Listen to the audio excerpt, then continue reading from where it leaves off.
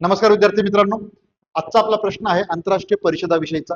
तर एका बाजूला तुम्हाला दिसत आहेत काही परिषदांची नावे, आंतरराष्ट्रीय समिट, आणि त्याचबरोबर दुसऱ्या बाजूला ठिकाणांची नावे. तर जाणून घेऊ प्रश्न काय आहे. तर योग्य पर्याय निवडा.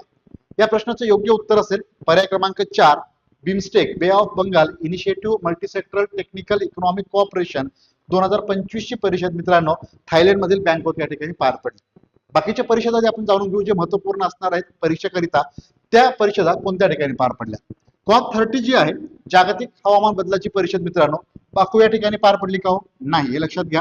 ही परिषद जी आहे तर मित्रांनो बेलम या ठिकाणी पार पडलेली आहे. बेलम कुठं आहे ते? ब्राझील या ठिकाणी. ओके, या वर्षीच्या परिषद आहेत सर्व 2025च्या महत्वाच्या समिट ज्याविषयीचा प्रश्न परिषद विचारला जाऊ शकतो. व्यवस्थित आन्सर नोट करायचे आहेत मित्रांनो आणि एक्सप्लेनेशन देखील. BRICS Brazil, Russia, India, China यांचा ब्रिक्स जो गट आहे तर ती 2025 ची परिषद जी आहे या देशाची बेलम या ठिकाणी नाही तर रिओ दी जानेरो. ओके, रिओ दी जानेरो या ठिकाणी पार पडली. रिओ दी जानेरो कुठे? ब्राझील या देशात. त्यानंतर मित्रांनो G7 गटाची परिषद 2025 ची विचारलेला आहे. लक्षात घ्या 51वी ही समिट होती या वर्षीची. इटलीतील आपलिया या ठिकाणी नाही, हे चुकीचं आहे. करेक्शन करून घेऊ आपण.